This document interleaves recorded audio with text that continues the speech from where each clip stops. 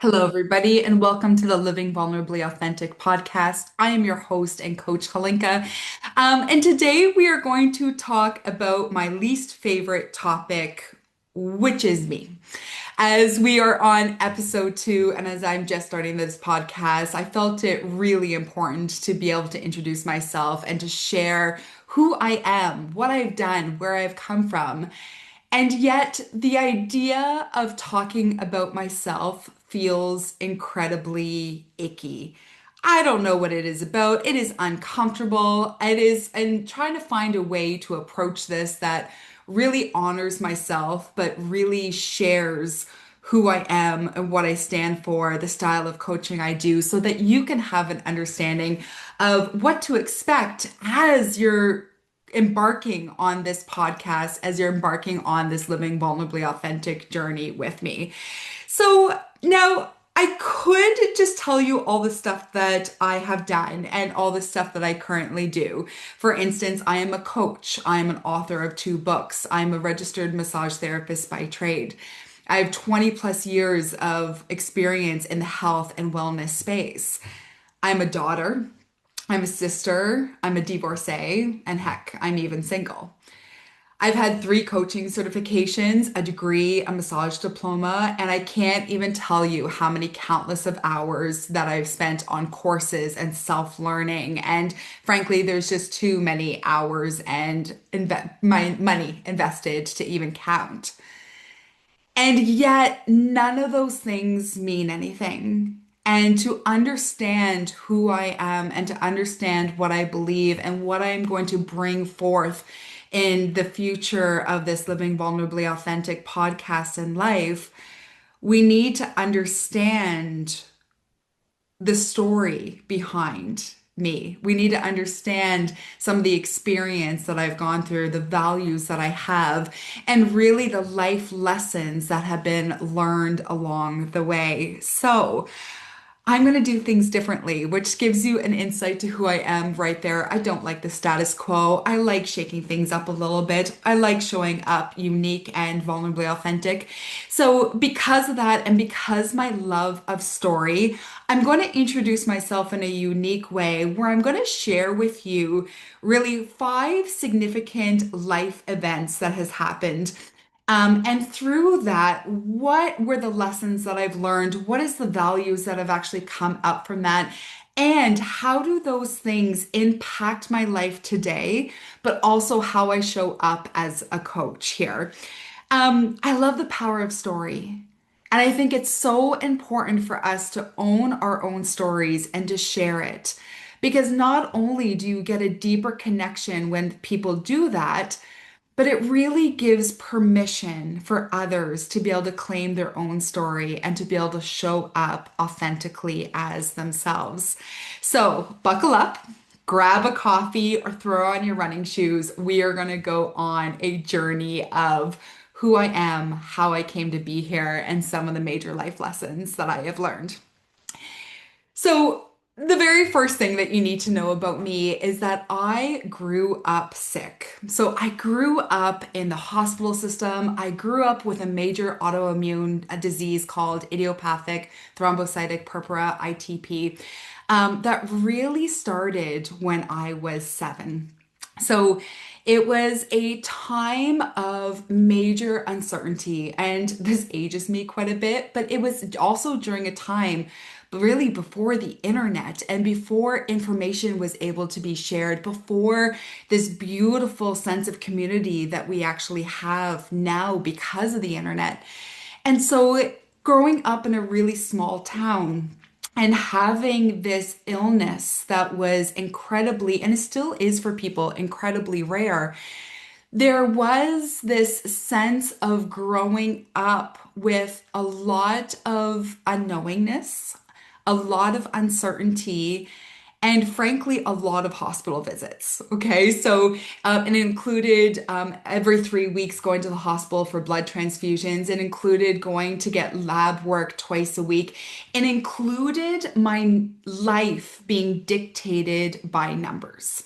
numbers that were going to decide whether or not I was able to be active, numbers that were going to decide whether or not I was able to play with my friends, numbers that decided if I was allowed to be a kid or not. Now, I share this not for any other reason, but for an understanding of this is just what life looked like, and the knowingness that we only know what we know. And for me, this was incredibly normal. This was my experience, and there was no other way to understand it or to compare it to. Now, fast forward, when I was 16 years old, I made the choice to get my spleen removed, so I had a splenectomy.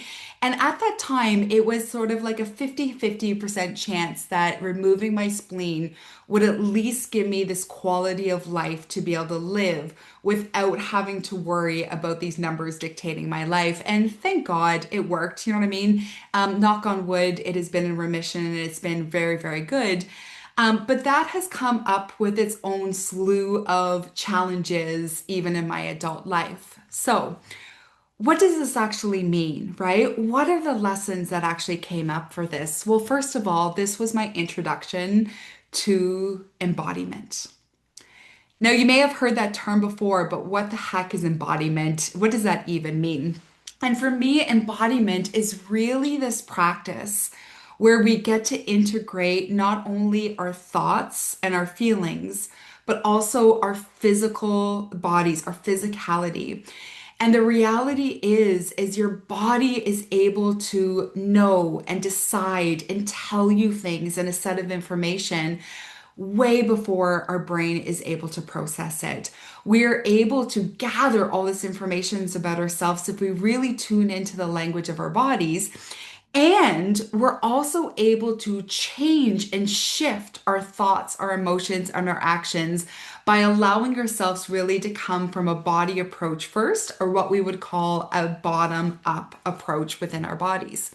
Now, it was an introduction to embodiment because as a kid, I did not have the capacity to trust my body, right? Like I said, numbers and blood tests and all these sort of pokes and pricks and tests that were happening all over dictated what I was able to do. And so there was a significant amount of time where there was a lack of trust and understanding to what my body was telling me, but also what I was able to do with that information.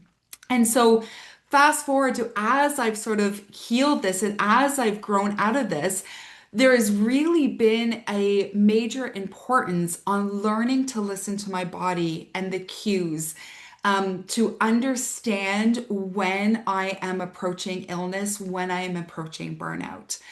Um, what that has taught me is to have this real, ruthless, non negotiable connection with self-care, right? With learning how to rest, learning when to push, learning when we're at our maximum capacity, both physically and mentally.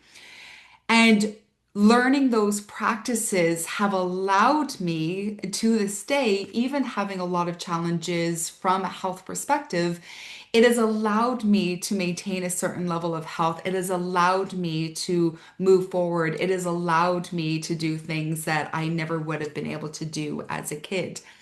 Now, these lessons and this sort of way of growing up, which is all I've known, has transferred into my practice as a coach because there is a understanding of what it feels like to be in pain.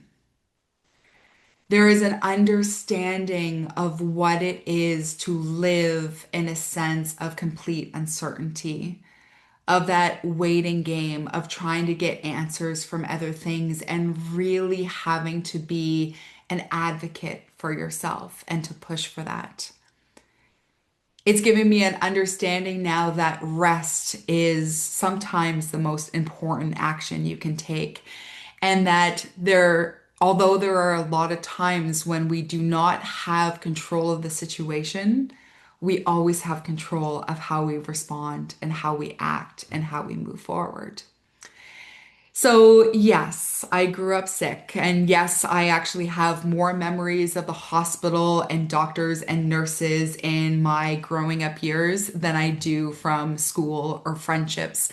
And yet, there is this beautiful growth that actually understands what it is like to thrive in an environment, whether that environment is external or for myself, it was an environment that was internal, that was out of our control, that was, for all sense of purpose, broken. And yet, there's so much that you get to do and to move forward and to take action. So, lesson number one, I grew up sick, and yet we get to choose that that does not define us. Number two, is I had a childhood dream. I remember it. I was 5 years old and I remember watching my first Olympics. And I remember looking at it and saying to my mother that one day I'm going to be there. And here's the funny thing is I was an active child, but because I was sick, you know what I mean? I was very limited in what I was doing. So even at that time, I knew I wasn't going to be there as an athlete. But what I wanted to do was to be there as as a sports therapist. I wanted to be a part of the help. I wanted to be a part of the team that actually supported these athletes. And fast forward to high school and university, I actually chose my degree and chose my education. I chose my courses with this one goal in mind, right? I was one day going to be a therapist working at the Olympics. It was the only thing I had my sights on. It was my sole purpose in completing all the courses and education that I did. I became a massage therapist for this exact reason. I love the idea that there was a lot of options. There's a lot of different ways to be able to do it. There's a lot of ways that I can actually support athletes and travel with teams. I was blessed to be able to work with a couple of national varsity swim teams. And fast forward to my career and spending time with our Canadian National Paralympic swim team. I loved it. It was a childhood dream come true to be able to wear our Canadian flag and to be able to travel and support these athletes. I have been blessed to be able to travel so much of the world and blessed to be able to wear the Canadian flag as we've done this. And yet, I arrived in Rio in 2016 for the Paralympic Games and I hated it. I hated it. I hated it because my home life that I had left to be able to travel for a significant amount of time, honestly, at the time was falling apart. And there was this major conflict going on of where I was supposed to be. Was I supposed to be following my dream that all of a sudden what I've worked so hard for and really had this tunnel vision was there? And not only was there, I was there, or this really conflicting element of support with some family and loved ones and things that were going on in my personal life that I really kept hidden and kept secret. And nothing was going right. Everything was falling apart. And I left the Rio Games, retiring from traveling for work. And I left there with this real self-disgust that I had focused all my time and energy striving for something that I ended up hating the result. And it took me a long time to be able to process this, to be able to understand that when we focus on an achievement and not the fulfillment of that journey, it will always equal failure. So when we have achievement without fulfillment, it equals failure. And that's how my experience at these games felt like. I didn't realize as I was working towards this goal that I had this unconscious belief that told me that when I achieve this dream, I'll have made it. When I've achieved this dream, then everything else will settle and everything else will perfect. When I've achieved this dream, there's going to be a certain level of success. And success had this very specific way that that looked like. And here I was achieving that dream, and I showed up and I did all the things that needed to be done. I did more of what was asked for me. And yet, that feeling of success, that thought of what I thought it was going to look like, in reality, it looked nothing like that. From then, I've really had to learn that as we, and this is what I do within my coaching practice. So this is something that's both within myself and I use with my clients, is I've had to learn to reframe goals and reframe achievement. Because here's the thing, achievement is not bad. Goals are absolutely beautiful, and I would even say essential. And yet, I believe we approach them the wrong way. We approach them typically from a place of what we want to achieve, what the end result is going to be. And we typically come up with that goal from a place of stress, overwhelm, desperation, wanting. And even when you achieve that goal, when it's created from that place of stress, desperation, wanting, and we're not enjoying the processes that's going on to there, there's always going to feel this sense of lack once we've achieved it. And it sounds so cheesy, but it's really true of it that it's not a matter of the destination, but the journey on the way to that. And I did not understand or grasp that concept. Now it's a matter of bringing that embodiment in. It's a matter of choosing what is the desired feeling, what is the desired result that we want to get, that I want to be able to receive, feel, and achieve, not only when I've reached this goal, but as I'm on the way and steps to be able to get there. And the fascinating thing about really approaching goals for this way, and that is going to be a podcast in the very near future of how we can reframe and shift goals in our lives, is that as the journey happens, not only is it more exciting, it's more fulfilling, it's more gratifying, um, when the end result likely shifts and change, and it usually does. There is this excitement and satisfaction that comes from it versus actually grasping that specific thing that you thought that you wanted. So I achieved my childhood dreams about being at the Olympics in 2016 at the Paralympics. At that time, I hated it. And yet it is giving me the realization and the lessons of having that sense of fulfillment while we are achieving and while we're even on the journey to get to that final destination. And that is really one of the main concepts that I do in my coaching practice. Number three, the sort of these big life moments is I am a registered massage therapist with over 20 years of experience, and yet I have turned into a professional life coach.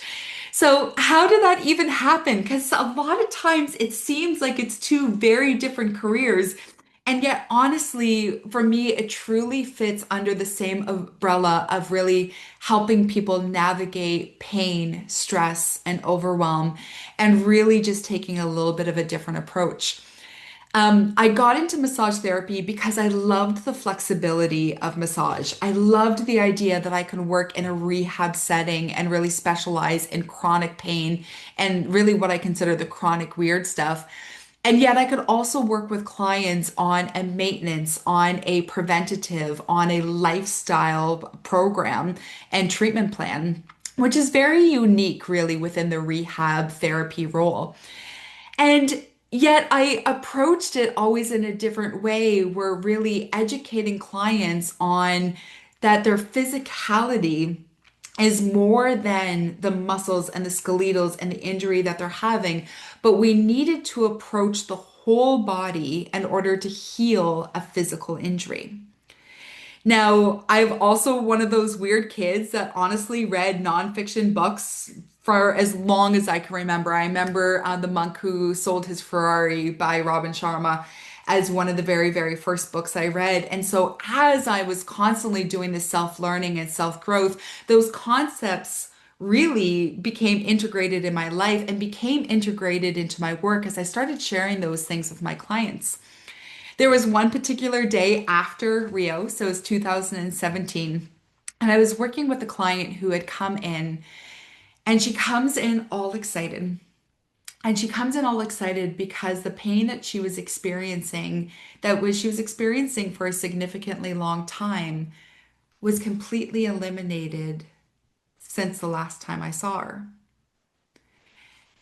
And the result had nothing to do with my hands-on treatment, but had everything to do with a journaling and writing practice that we did to really address the stress and address the pain that she was actually experiencing. And when she came in all very excited, she was excited to share with me what happened, but she also said, I feel like I need to pay you twice. Once for the massage and two for the coaching and the advice that you gave me. And it was at that moment where I kind of looked at her and I said, yes, I think you do. And I shifted to being a coach not because of the financial element to it. You know what I mean? Love the fact that she saw the value into it, love that she wanted to do it.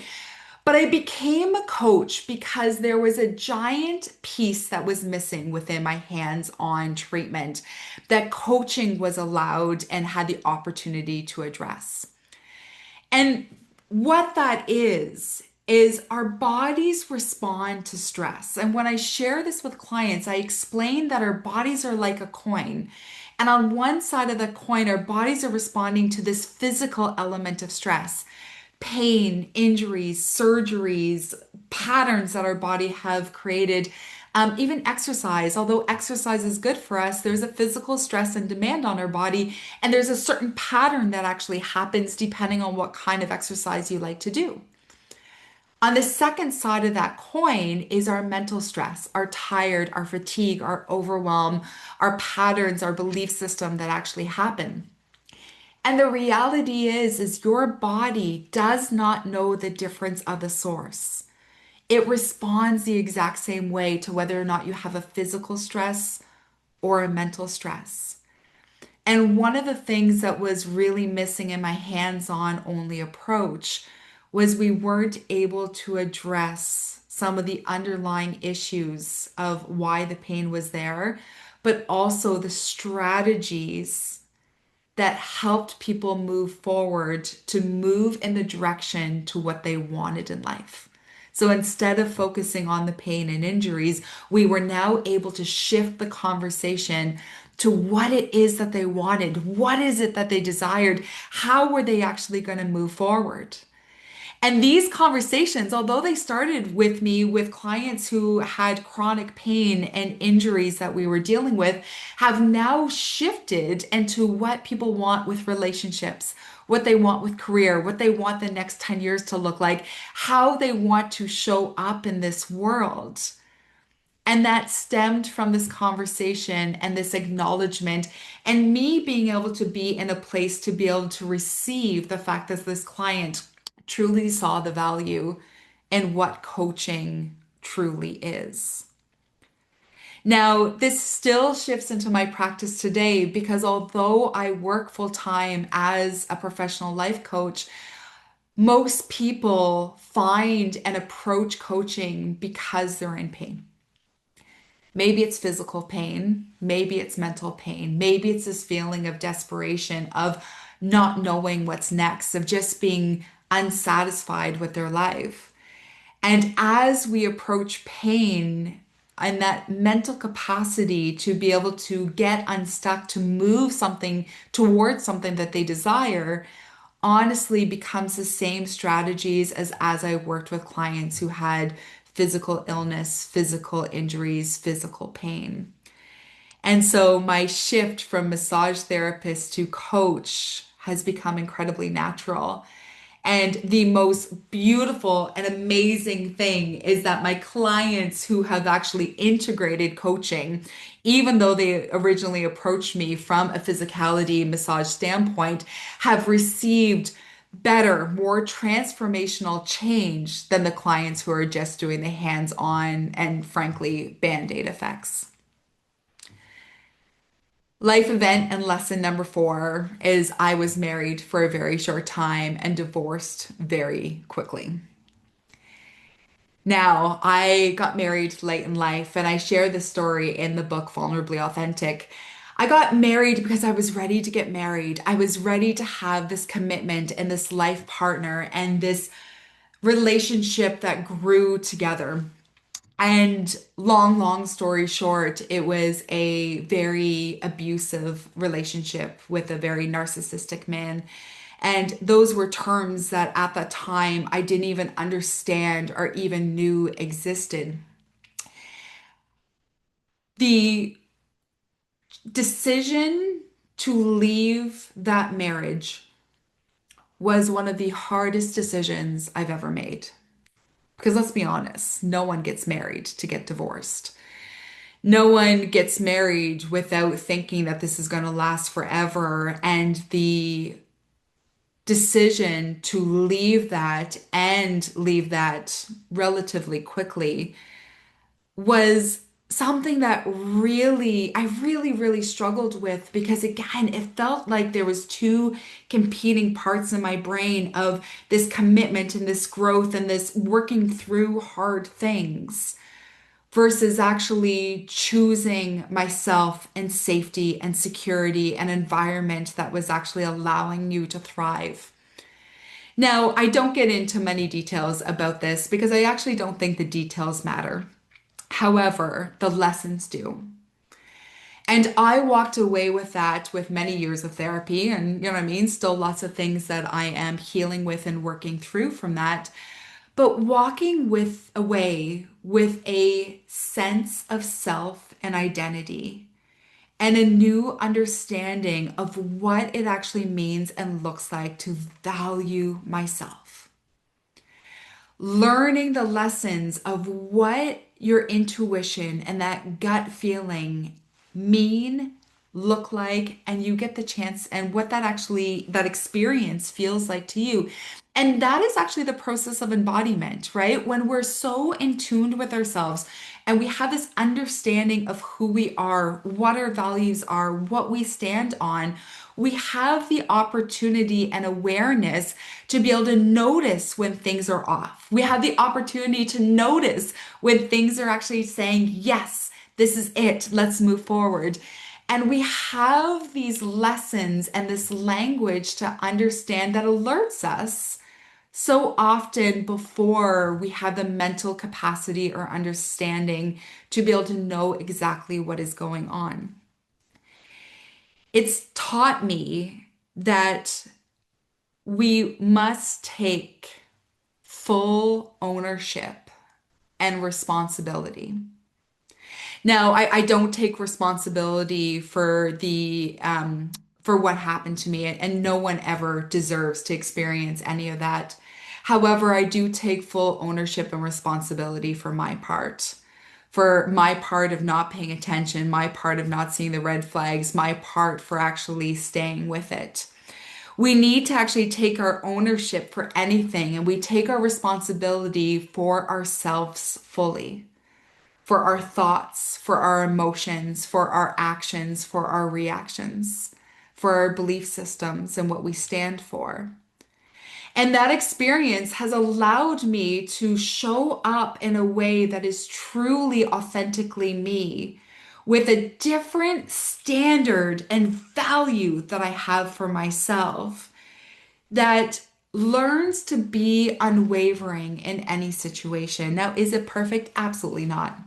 But these experiences that we have start to define us, and we can allow them to actually be the light at the end of the tunnel.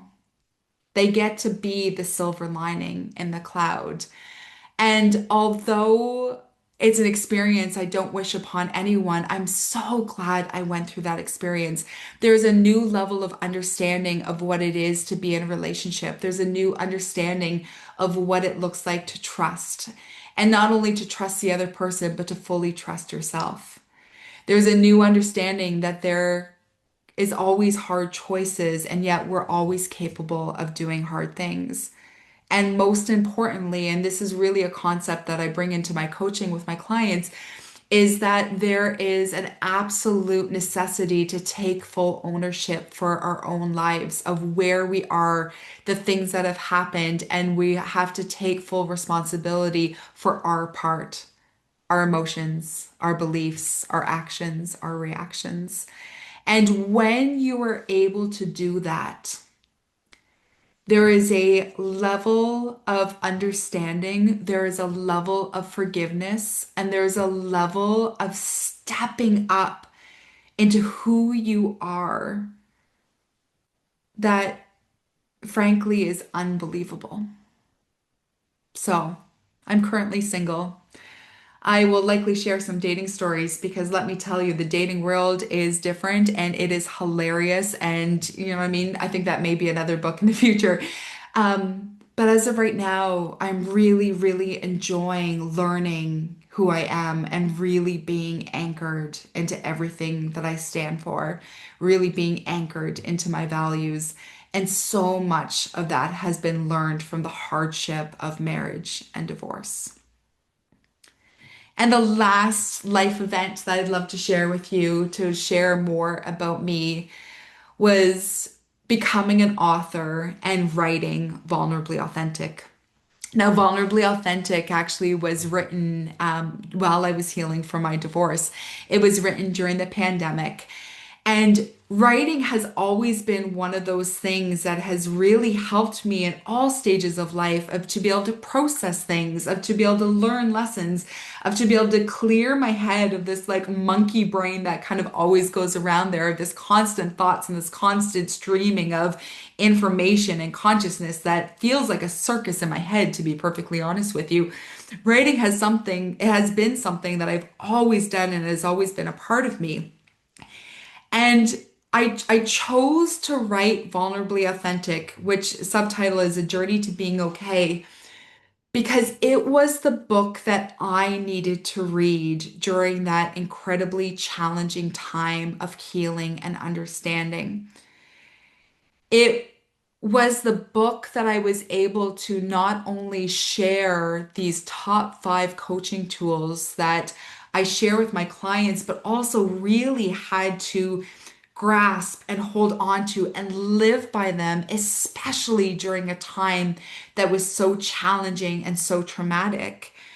But it was a way to be able to honor, to be able to claim, and to be able to own my own story, to be able to heal through those words that were written down on paper and heal through sharing of those words. And my favorite thing that has come out of writing this book is the connections that I've been able to make with other people. There's something so incredibly powerful when people said, I read the book and it honestly feels like you were reading my diary. When they read a chapter or read a specific event and they're like, me too. And there, as we claim our stories and as we start to share those stories with other people, there becomes a permission for other people to be able to share their stories. There becomes a permission for them to be able to open up and start that healing process. And healing happens when light is shined within the darkness. Healing starts to happen when we're allowed to be vulnerable enough to be able to share these experiences. Healing happens when we no longer start to live by the shame of the experience, but know that there's something better on the other side of that shame, on the other side of the story. Writing Vulnerably Authentic was hands down the most healing activity that I did, not only from healing from the marriage and divorce, but navigating the thoughts and feelings of what it was like to grow up being sick and in the hospital system, navigating the sense of shame that I had for hating the fact that I achieved my childhood dream and didn't find any excitement or fulfillment into it. helped me navigate the change of identity going from massage therapist, which I had done and done well and was well known for, to embarking on this new role of coach, which was open and uncomfortable and vulnerable to be able to be exposed this way, and allowed me to rediscover a new sense of self, allowed me to discover who I am and what I showed up for and what I stand for. And that all happened because I was able to be vulnerably authentic. I hope that gives you a different understanding of who I am. I hope there was something in these stories where you were able to connect to and understand that myself, or really anyone behind these cameras or behind these microphones, that we're just real people. And I do believe that, especially in an industry of coaching, who I am and the experiences that I have do infuse and allow me to show up in a different way for my clients. The experiences that I have really kind of help me navigate different experiences, help me navigate different questions, help me navigate different challenges that clients have. And yet we are so much more than what we do. And that each and every one of us has a story, and your story is valuable, and the experiences that you have had make up who you are, allow you to experience and see things in this world in a different light that no one else can experience because they don't have your same experience, they don't have your same story. And the world needs your story. The world needs your lesson. And I invite you, and I hope this gives you the little bit of courage and permission to go out there and share it. This is the Living Vulnerably Authentic podcast. I am your host and coach, Halinka. And I truly believe that the secret to finding and living your purpose is to live vulnerably authentic and to live an aligned life. Thanks for joining me. Until next time.